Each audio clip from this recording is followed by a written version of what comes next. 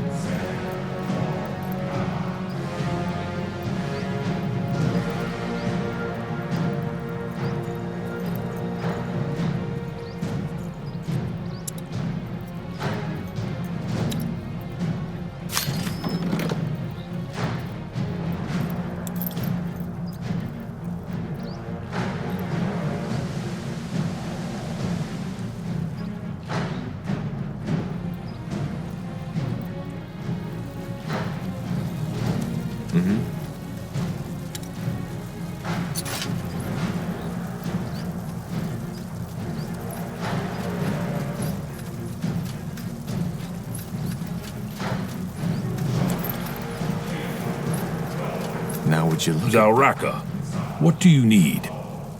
I want to train the fire. All right. Here's what we can do.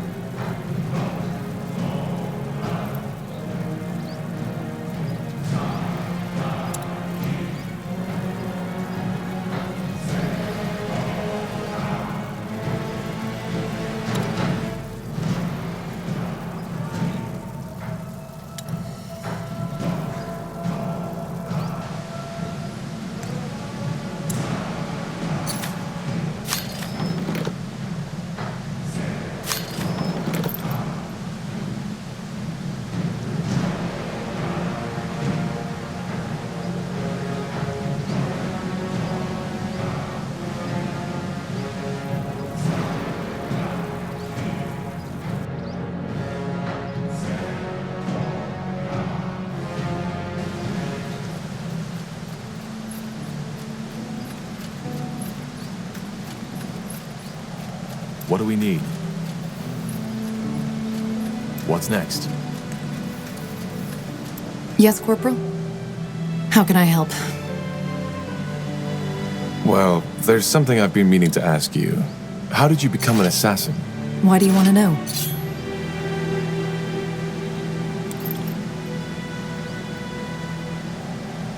No particular reason, I suppose. I'm just curious. I see. In short, my mother sold me. And after an incident, my owner noticed my talents. He started to train me to carry out jobs for him. And when I was 17, he had an accident.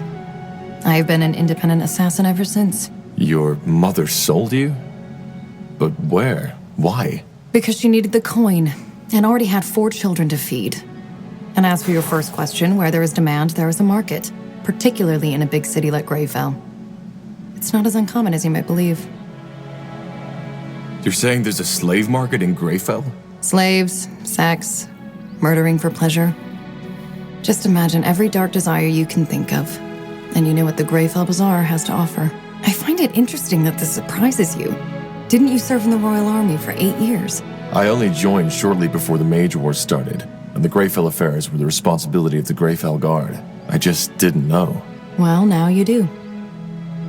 I do not agree with the purity of light in most aspects, but they are right when they say there are many sinners in this world.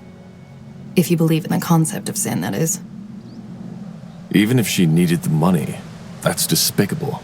Well, to her credit, she didn't take it lightly. At least as far as I can remember. I was only 7 when that happened. That doesn't make it better. How do you feel about this? Your mother selling you off?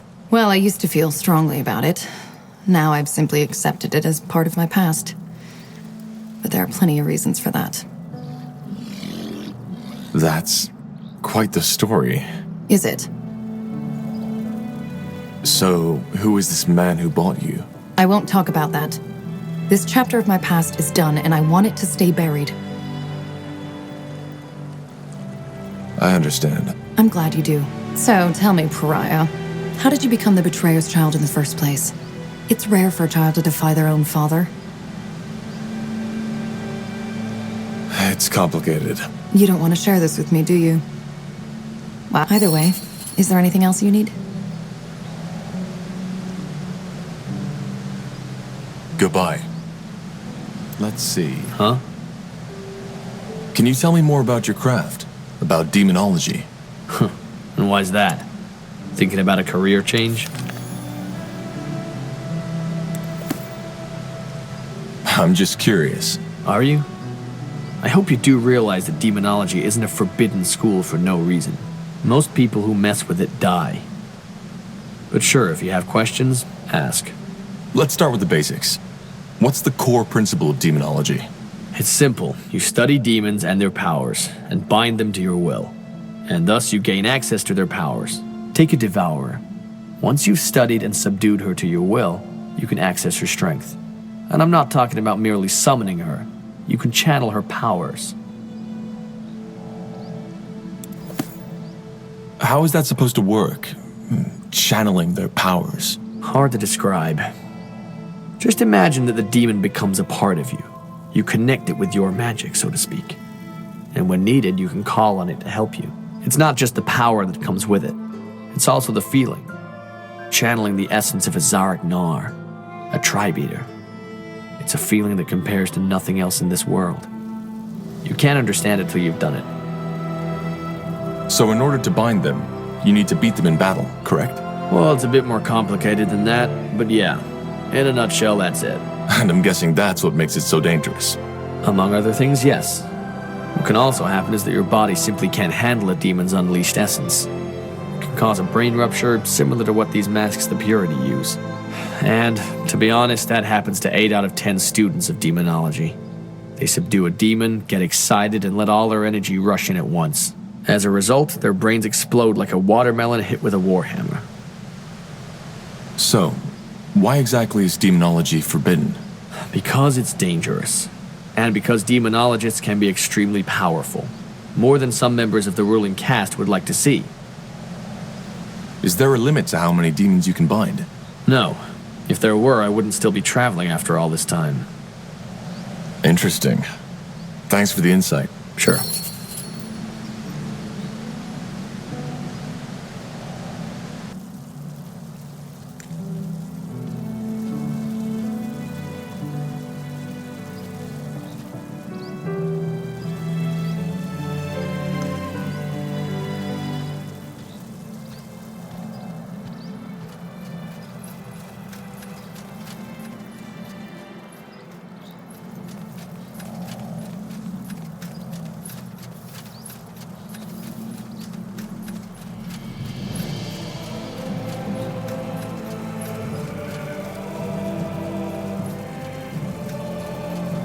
What's next?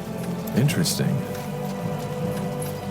Now look at that. The fabled Corporal.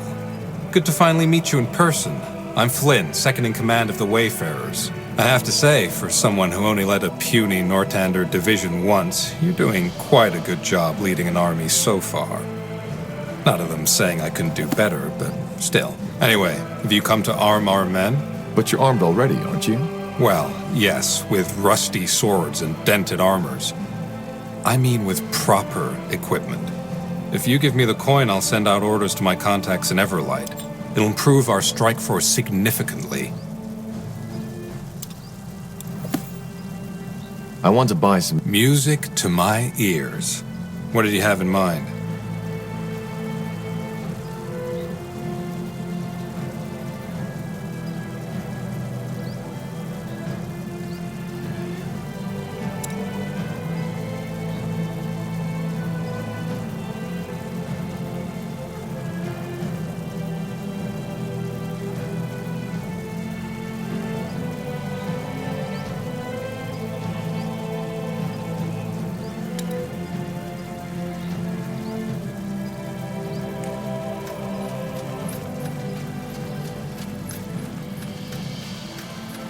Ah, Tahar.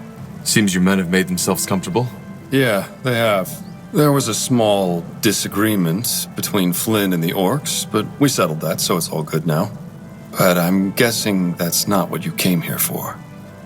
You want to talk, right? About what I did 8 years ago?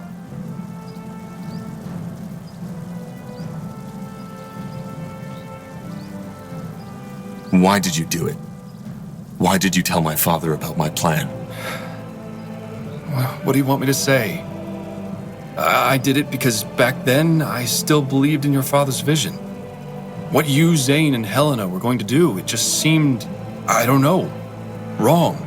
But that doesn't mean it was an easy decision. Also, I didn't think he'd execute you. Probably naive, I know, but it's the truth. You see, I joined Asamo because there was truth in his words. The masks, the pikes, all that hatred against us defilers that the purity of light is spreading now. It was all already there. The people always feared us, simply because we were different. Because we are better than they. Your father, he knew something like that would happen eventually. So he stood up and tried to stop it before it was too late. At least that's what he said. And to be honest, I still don't know if he only lost that vision or had never had it to begin with. I can't believe you're saying this. The reason the people hate us mages now is because of what my father did. He confirmed their fears for them by starting this goddamn war. Oh, really? And what about all that shit that happened beforehand? The witch burnings, mages driven out of the cities, gifted children abandoned by their mothers. Did you just say because we were better? Yes, better. How else should I say it? We cast fire from our hands, heal wounds with a mere thought, so how would you call it? I call it superior. And the ungifted know it as well as we do. But does that mean that we want to kill them? No. We're not animals, we're people, just like they are. Only that we are the lions and they are the cats. We didn't choose to be that way, but it's what nature chose for us. I don't know. But to me, it sounds like you're still trying to justify what you did in that war. That's where you're wrong. It's not all black and white, Tahar. And you of all people should know that. I know I made mistakes. And I've spent the past 7 years making amends. What else do you think the Wayfarers are for? Why else would I have left? And look, I do not expect you to forgive me. I don't even know if I could do it if I were in your position. There's one thing I've been wondering about. After we parted at the hideout, what exactly happened? How did you and my father part ways? Good question. I guess it all started with the relics, the tomes. You remember them, right? Yes. He was hoping they'd help him to win the war. Exactly. And there was this one moment when he found the 5th tome, when I came to a realization. You see, there were all those bodies, enemies, but also many of our people. We had shed so much blood, Tahar. But Asamo, he didn't care. If there was any grief in his eyes, I couldn't see it. And as dramatic as it may sound, that's when I finally understood that we had lost our cause. This wasn't about ideals, about us mages anymore. It was about him. Whatever his intentions had become. And that's the reason Zane, Helena, and I betrayed him. Come on, do you really want to tell us you didn't see that before? The tomes were all about power.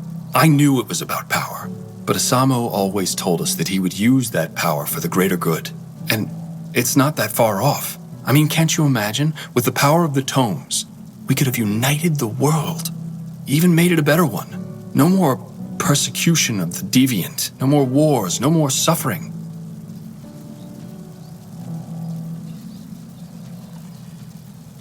Maybe. But my father certainly wasn't the one who should lead it. Maybe not. I remember that back in the rebellion, ancient relics such as the Godstones were your speciality. Is there anything interesting you could tell me about them? Interesting? That depends on what you mean by that. I mean, it goes without saying that what this rune allows us to do is beyond fascinating. Apart from that, I could only tell you the things you already know. How both the Hibernians and Shapers worshipped them and harnessed their magic. But that's about it. So, regarding the Wayfarers, you said that you founded them to make amends. Is that true? And if yes, how did you found them? Yes, otherwise I wouldn't have said it. As to how I formed them, it's a long story. And maybe one we should save for later. I want to talk about my father. I figured you'd want to eventually. What is it you want to know? Do you think it's true that he was simply crazy? Towards the end, yes. He had certainly lost his sanity. But before that, I still don't know. I've said it before, but there's one part of me that likes to think he was a madman to begin with. And then there's the other voice that tells me that he was merely a visionary who had lost his way. But if there's one thing I know, it's that he was a leader. Whenever he spoke to us, it was electric. To this day, I've never seen someone with his charisma. You sound almost nostalgic. Nostalgic? No. It's just... I've never met someone with that energy. You have some of it, Tahar. I only started to realize that here. But most of it is still asleep. This might sound strange, but do you see any resemblance between him and me? Interesting that you ask. Yes, there were moments where I could not help but notice that certain something that strongly reminds me of your father. Could you be a bit more specific? Well, I think that the best way to describe it is a sort of look in your eyes. It's somehow distant, but at the same time driven and intense. And it can be both intimidating and charismatic. I believe that it's this energy that helped your father rally the noble houses and all these mages behind him. And ironic as it may be, it might help you with our cause too.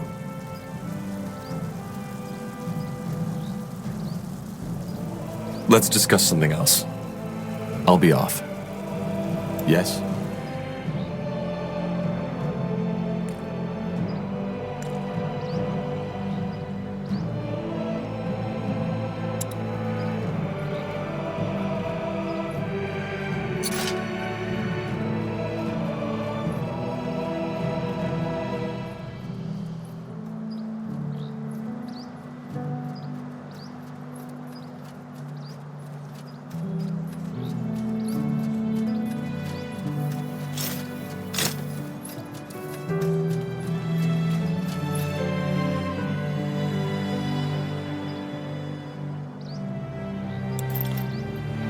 Yes. I must say, I am impressed. With Mullendeer? Yes. It's quite a sight. I still can't believe we're the first ones who found this place. It seems unlikely, yes, but yet it happened.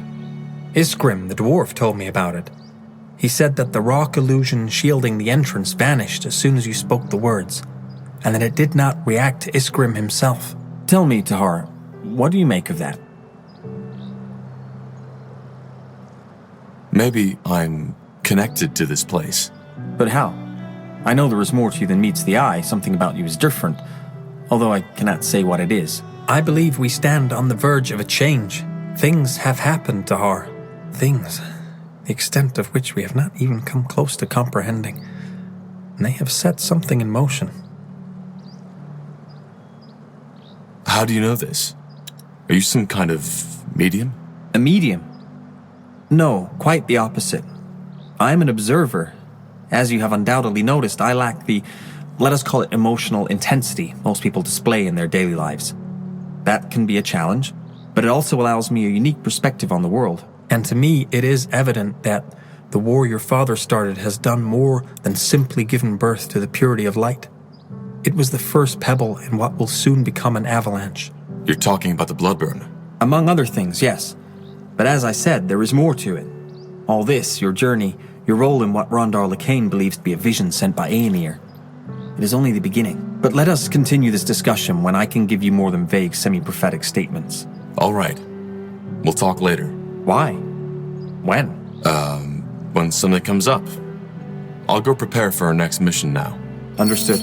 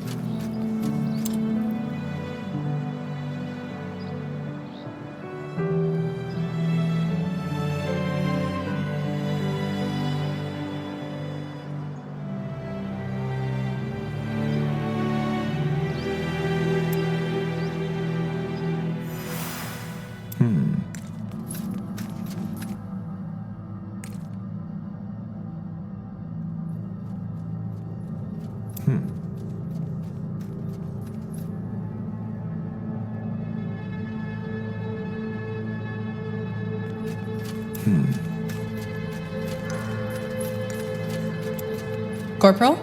Need anything?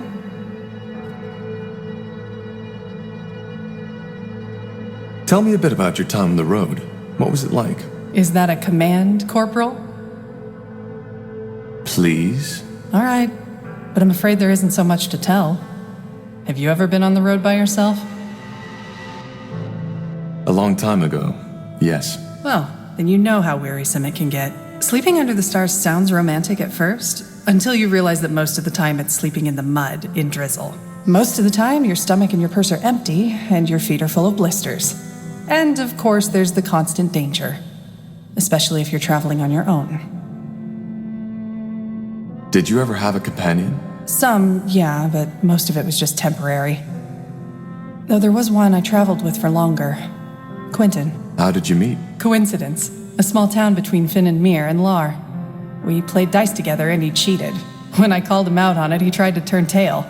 But one of the other guests stopped him for me. They wanted to go give him a beating, but I told them to stop. He gave me back my money and we started talking.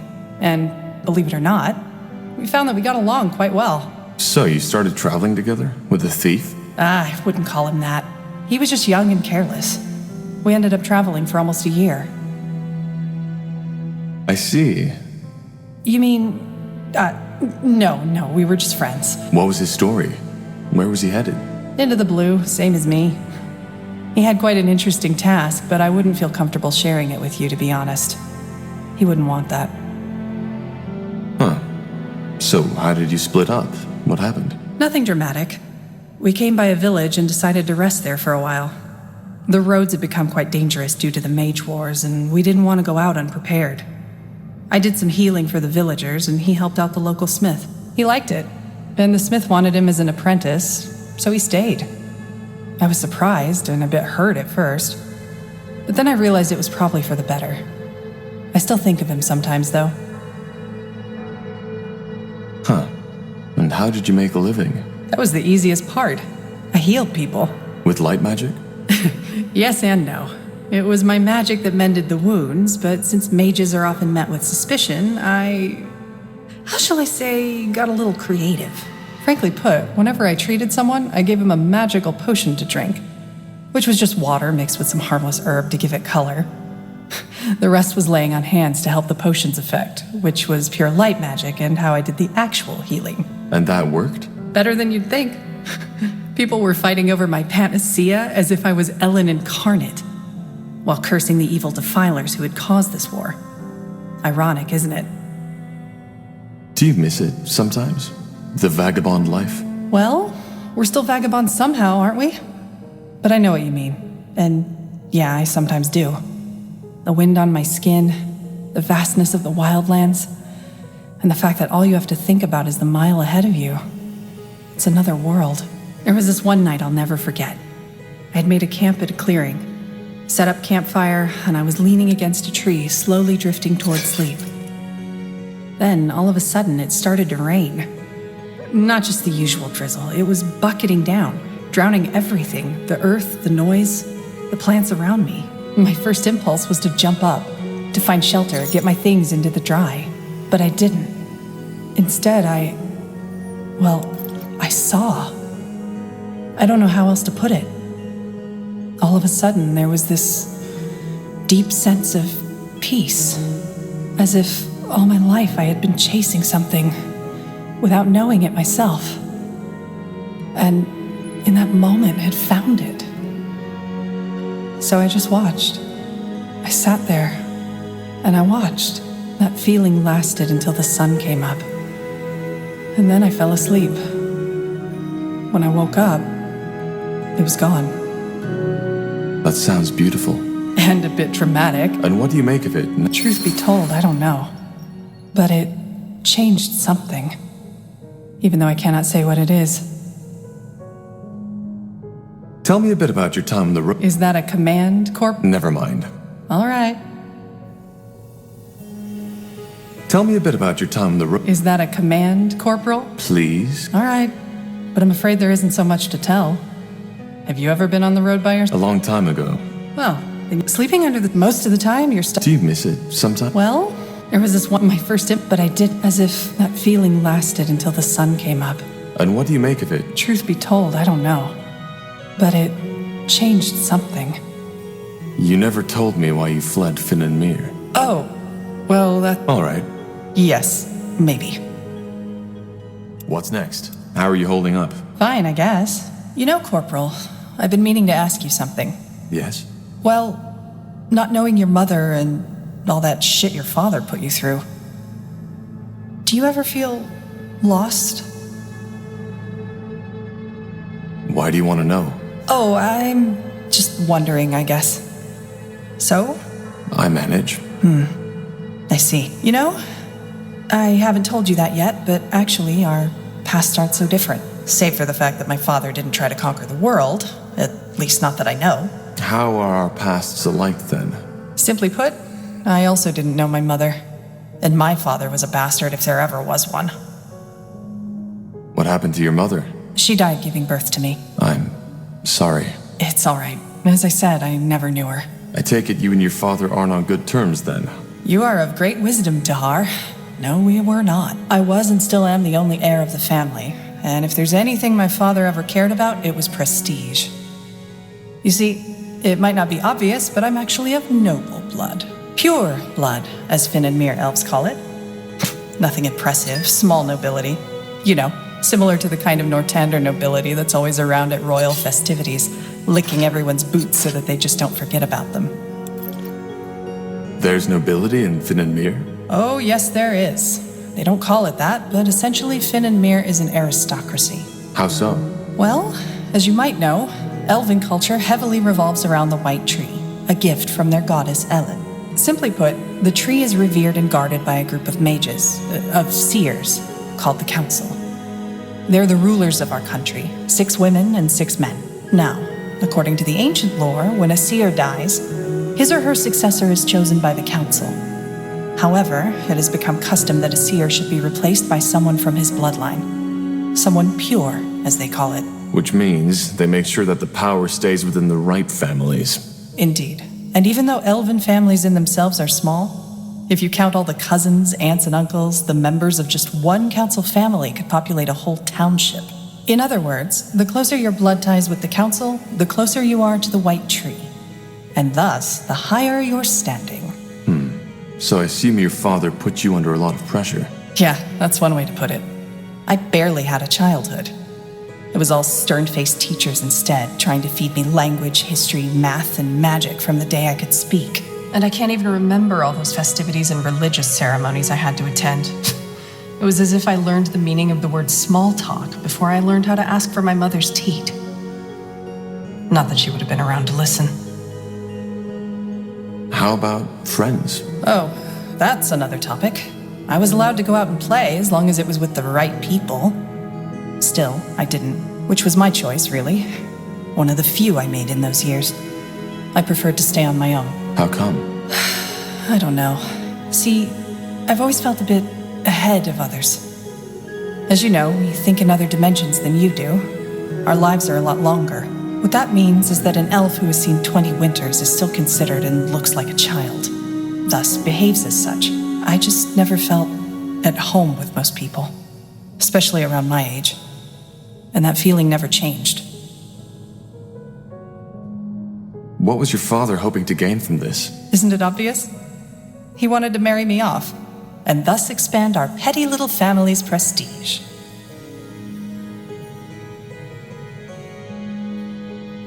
If he simply wanted to arrange a marriage for you, then why teach you magic, maths? When these things happen in Nortander, it's usually more about, how shall I put it? The looks? And the ancestry, yes. Well, these things play a big role in Finn and Mir too, but to be considered a good match, education and magical talent are just as important. For a priest, let alone a pure blood, to be seen with an uneducated, non-gifted street elf is frowned upon, not to say forbidden. Also, from what I've learned, it's mostly young women and girls who get married off in Nortander, isn't it? Yes. Well, this isn't the case in Finn and Mir. If the head of a family decides to do so, a young boy or a young man may have the same fate as the one I just escaped by a hair's breadth. But this is a topic you could fill books with. Probably not for now. But it never came to that? Almost. I see. Where is your father now? Dead as a doornail. He got assassinated some years before I was allowed into the priesthood. Assassinated? What happened? He got mistaken for someone else. But it doesn't really matter. Let's not talk about it.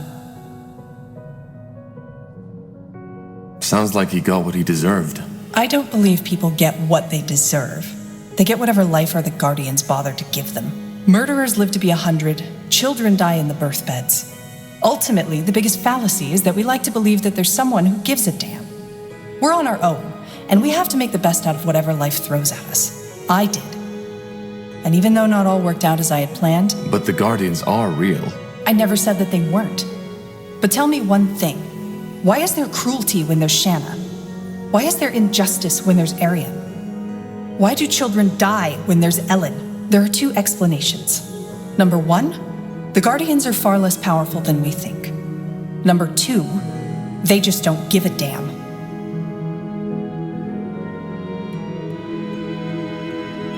I couldn't agree more. Happy to hear that. The gods aren't the answer. Yeah, every once in a while there's the token miracle healing, but chances of your prayers being answered are next to none. So you can either sit on your buttocks hoping that some god will take pity, or you can take your fate into your own hands. That's a cynical way to see things. No more cynical than to believe that the gods care. Why? Well, if you had the power to intervene without risk and you don't, what does that make you?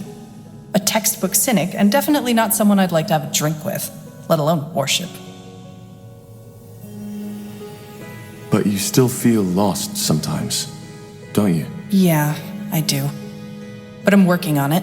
Anyway, we digressed quite a bit, didn't we? I'll see you around, Tahar. And thanks for listening.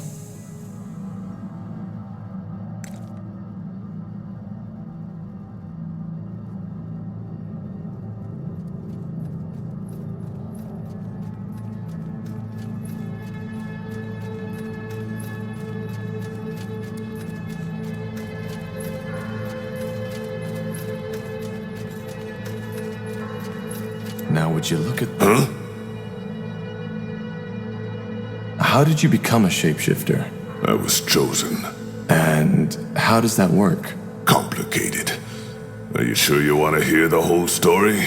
Time isn't exactly on our side. It isn't, but the more I know about your abilities, the better. You're fighting for me, after all. We're not fighting for you, Tahar. We are fighting alongside each other. That's a big difference. Alongside, then. Good. Let's make it short, then. Shapeshifting is a gift of Zarek. One that only the best of his shamans are granted. And how does one become a shaman? He has to be chosen by a tribe's chieftain. You see, magical talent is a lot rarer among orcs than it is among humans or elves. In my tribe, there was only me and Rain. We both discovered our talent by chance. I, when I was 9, and put out a fire that had broken out in my family's hut. Everybody was asleep, even the damn fool that had been tasked to stand guard. When I woke up, the entire room was in flames. So it was your magic that woke you? No, I needed to take a piss. Makes sense. What happened then? I panicked and started screaming, as every child would have. However, the only thing that did was make me inhale the fumes even quicker. My vision blurred and I lost consciousness. When I woke up again, I was on a bed of hay in the village shaman's tent, and everybody was staring at me, as if I was Zarek incarnate. I asked what happened and they told me. Just when I had lost consciousness, it had started to rain. Not just a little. It was a full-fledged storm, a deluge from the skies. With not even a minute, all the tents in the village had been flooded. The fire wasn't extinguished right away, but was quickly put out by the other orcs that had been awoken by the storm. That's impressive. Well, it was also my last successful weather ritual. If it hadn't been, Barker Gore would be all meadows and forests by now. According to my brothers, I had an orange shimmer in my eyes and was muttering strange words when they took me to the shaman. She told me that was a clear sign that I was gifted, and that I had fire in my blood, as my tribe likes to say. Of course, it changed my life entirely. All of a sudden, I was my Cal's pride. It was strange, not just for me, but also for my kin. How did your family take it? Well, they were proud. But they also weren't sure how to treat me anymore. For example, my father stopped taking me out on the hunt because he was afraid that something might happen. Which is ridiculous. Shaman or not, an orc who can't wield a spear isn't an orc at all. Also, my siblings became withdrawn. Jealousy, of course, but also estrangement. All of a sudden, their baby brother had become this strange being, which had apparently been bitten by Zarek himself.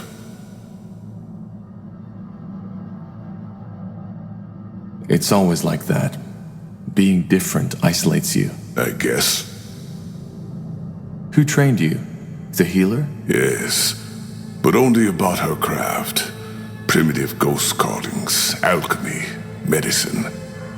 I learned my magic from an elder who lived in a tiny shack a 15-mile march from our village. I woke up every day before dawn, walked for 2 hours, served him, and received my lessons, and then returned to my Cal shortly before midnight. It was hard, yes, but it was insightful. Those long walks in the darkness, the solitude at the foot of the mountain where his shack was, they shaped me. Interesting. And who was this Rain you mentioned earlier? Did I? Well, that's complicated. All right.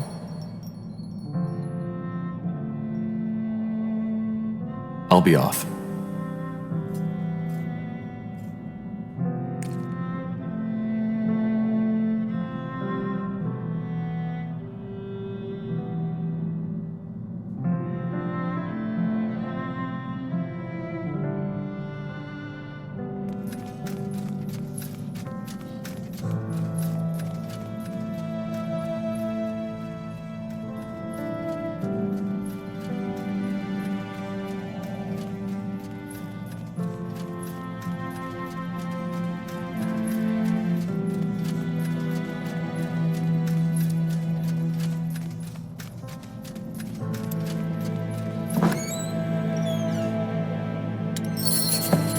Understood.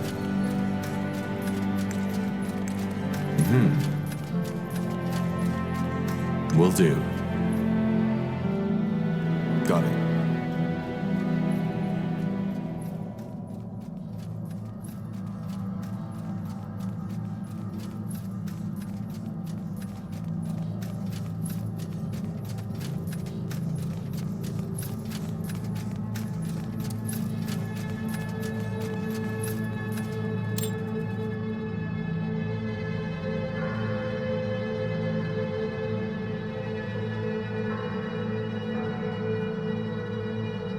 To this day, the Shaper's magical and technological prowess remains unrivaled. Yes?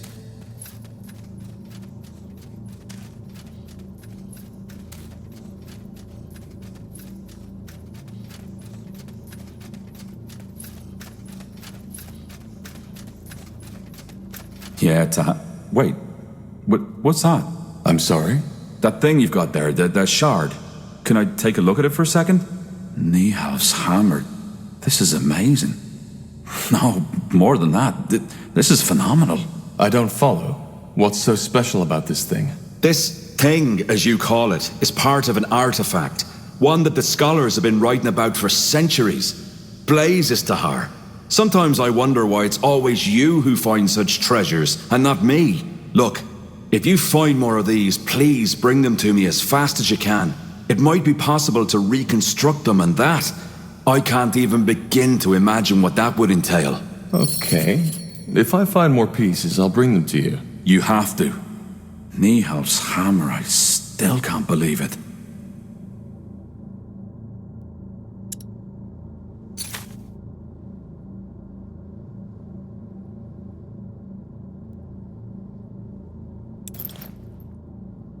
Tahar, may I help you with something?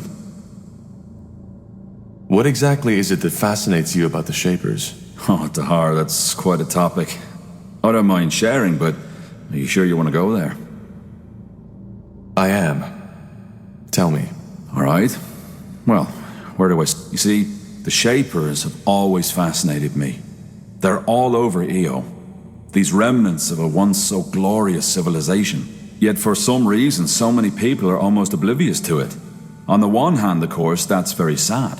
On the other hand, it also makes it a lot more exciting. It's like I'm a treasure hunter, only that everyone else fails to see the treasures around us. Tell me, Tahar, when seeing all of this, don't you sometimes feel like you're exploring a childhood dream? The kind of world the poets and the bards always spoke of? Sometimes. Yes. It's dark, but also fascinating. Absolutely. But this childish fascination was only the spark. The more I studied the Shapers, the more enthralled I became with their culture. Did you know that at the pinnacle of their existence, they ruled over all of Io? A global empire with no one to oppose them. You seem to consider that a good thing. Oh, good, bad. The world doesn't work like that. Of course, there are writings that hint at the fact that the Shaper Empire wasn't all rainbows and unicorns, but still it was stable. And it persisted for tens of thousands of years. Can you imagine? All this knowledge, all this art, all this wisdom. Nothing in the Io of today can match that. Nothing. It's like comparing a sea full of secrets with a puddle of muddy water.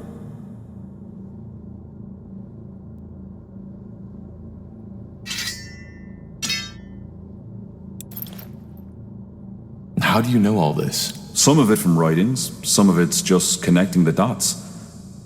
I know how many scholars are out there at the universities giving their talks about the inscrutable empire, but it's not nearly as inscrutable as they say. Their problem is they're trying to understand the Shapers by reading books and dusty tablets. That's not how it works. You need to get out there, into the field. And even if it takes years of fruitless digging, eventually you're bound to stumble onto something. Another piece of the mosaic. Very poetic. Because it is. My father always told me the Shaper Empire relied a lot on slaves. What? No, that's rubbish. The Shapers had castes, yes, and it's probably the lower caste your father was referring to. But to call these slaves is like calling, say, a tanner who was born outside a royal family a slave, just because he'll never be a king. And even the very lowest caste, the Zalanur, always had enough to eat, a roof over their heads, and could, without paying a single coin, get themselves healed by a cleric if they needed to. So if you think that's unjust, go ahead. Ask an Everlight beggar which era he'd rather live in. He's not a slave, yes, but in some ways he's worse off. And how exactly did their empire come to be? They must have conquered quite a few nations. They had the liberty of being the first living civilization on our Io, at least as far as we know. That made it easier to maintain peace and stability. Until the end and the dragons. And yet, they died out. Yeah. A great mystery. Most scholars think it was the dragons. They do, but I doubt it. You saw what the Shapers were capable of. Even a race as powerful as the dragons couldn't have wiped them out. And you see the shape the city is in, Tahar. There's no traces of fire and destruction. But regardless of what it was, it doesn't change the fact that the way the current races of this world treat the Shapers is nothing short of pathetic. They were greater than we'll ever be. But instead of studying this greatness, we ignore them. And why? Just because it doesn't fit into our religion, our traditions, or whatever reason they can come up with. Because to many, admitting what a marvel the Shapers truly were would mean admitting that our culture is pale in comparison. Is our world really that bad? That depends on your expectations. We could do worse, certainly, but if this is as good as we can get, then I have nothing to feel but pity.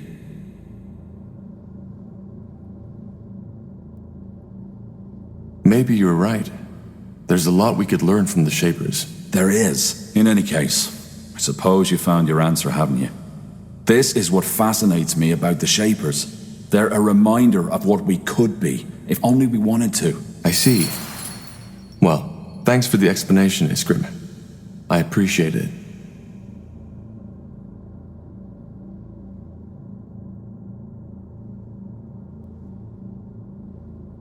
That armor you're wearing looks... Well, our smiths might be able to forge you a... What? Why not? Fair enough. I'll let you know if I have some resources to spare.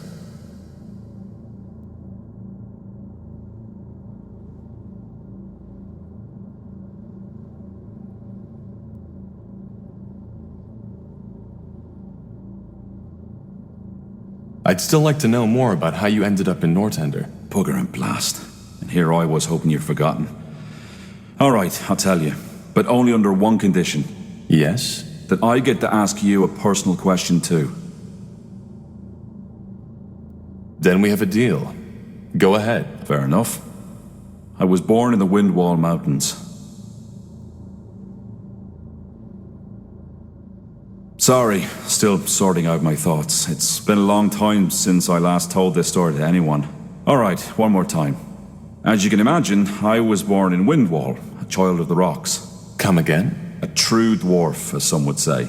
Born in the buried city, not on the outside as the traders and farmers are. My family was quite privileged. Not nobility, but my mother and father led a big smeltery which supplied one of the finest smithies. Moon silver weaponry. Ever heard of it? I think so. The commanders of the Royal Army used them. Figures. Well, my childhood was a rather unremarkable one. I had 2 brothers and a sister, and even though I was the oldest child, I was always the most quiet one. I learned quickly how to wield an axe, and I still know how to do it, but I never took pleasure in it. The same goes for my parents' craft. For some reason, Nihalf had given me a talent for metallurgy, but not the desire to use it. Instead, my biggest love was always made with ink. Books. But I assume your parents didn't approve of that. Oh no, they didn't mind. I had 3 siblings who could do the job as well as I, so the future of our family was secured. On the contrary, they were quite accepting, which wasn't usual amongst dwarves, especially not those in Windwall. Are the surface dwarves different? Depends. There are some who were very open-minded. For example, the traders who get around a lot. On the other hand, there are some who were as ignorant as the Windwallers. Dwarves are traditionalists, aren't they? Oh yeah, they are. They love their brawls, they love their ale, and they love their metal crafting. And they never miss a chance to tell the outside world just how much they do. Well, to be honest, when I think of dwarven culture, that's exactly what comes to my mind. See? And that's the problem. There's always diversity in every race. There are soft-hearted orcs, there are elves who don't give a damn about the white tree, and there are humans with... well, you get the point. What I'm trying to say is, many dwarves love living these traditions, but there are some like me who just don't fit in. This is one of the reasons why I appreciate you and this group so much, Tahar. Aenir's tools or not, we're all pariahs, in one way or another. So, what happened? Why did you leave Windwall? I'm getting there, Tahar. When I came of age, I found work in the Windwall Library. That time was also when I deepened my knowledge of the Shapers. I devoured all the books there were, and bought whatever writings the merchants brought in. They smiled at me, talked of me as the strange bird, but I didn't care. The more I read, the more spellbound I became, and the more I dreamed of journeying through Io to solve all those mysteries not yet uncovered. Are there Shaper ruins in the Windwall Mountains? Hardly. And those that are there are buried beneath miles and miles of rock. Impossible to access without a huge expedition. Huh.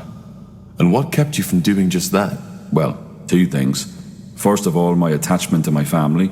Secondly, Gilak. Gilead? My, partner. You had a partner? Yeah. We met... I'd rather not go into detail too much. Fact is, we lived together for 6 years. He was very dear to me. Let's put it that way. What are dwarven families like? Similar to their human counterparts, I believe. Having family and offspring. But living with someone of the same sex? Well, yes and no. If you do, you don't talk. If you don't do that, you're frowned upon. There's even a word for a childless dwarf. They do have a point, though. I agree. And once again... I understand. Yeah. The Blackstone Rebellion. Ever heard of it?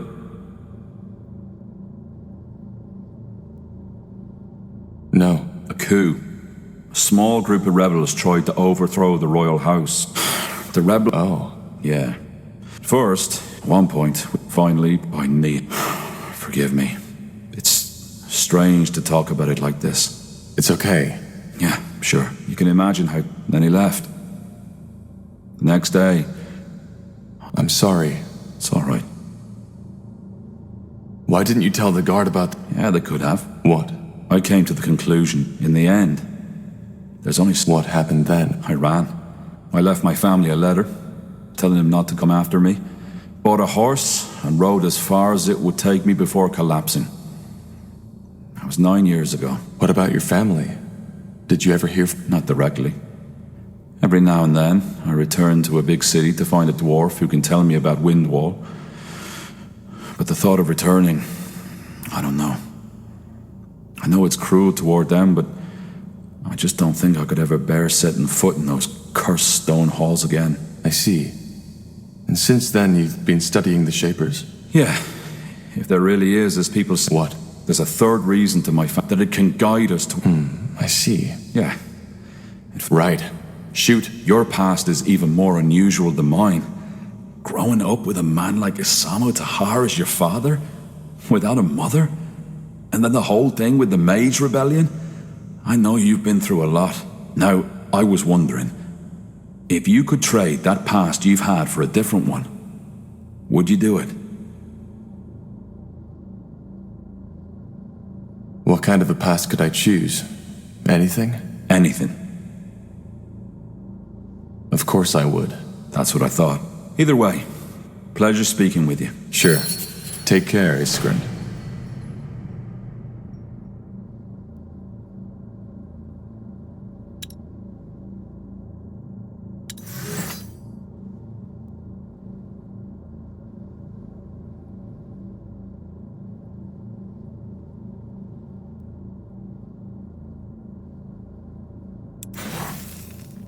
Interesting. Tahar, finally! Do you have the stone? I do. What now? How do we connect it to the Nexus? Well, I've done a little research on that. It should be pretty straightforward. Give me the stone for a second, please. Sure. Thanks. Now, let's see.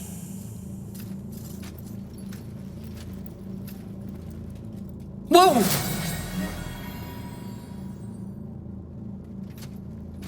This is amazing. What the heck just happened? Was that the stone? Yeah. It seems like our plan worked. The stones are the power sources of the Nexus. Not sources, Tahar.